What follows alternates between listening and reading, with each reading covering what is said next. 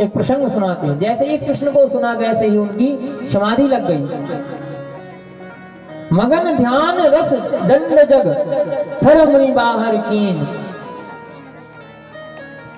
मगन होने लगे श्री सुखदेव जी महाराज, क्योंकि स्मरण हो आया कि सुदामा जी महाराज का स्मरण होते ही मन समाधि की ओर लगने लगा।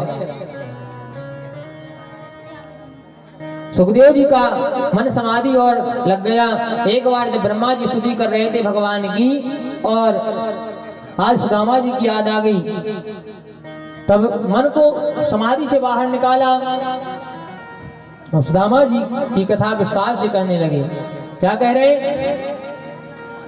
कृष्णस्यासीद सखा कश्चित् ब्राह्मणो ब्रह्म विद्यमा वृक्त इंद्रियार्थेषु प्रशांतात्मा जितेन्द्रिया।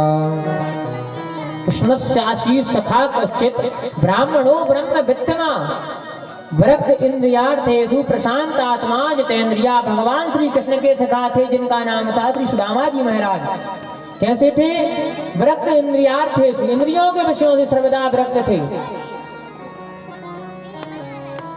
अभी अपनी सभी इंद्रियों को जीतने वाले थे और हर समय प्रसन्न रहते थे, क्योंकि हर समय भगवान के भजन में ही अनुरक्त रहते थे।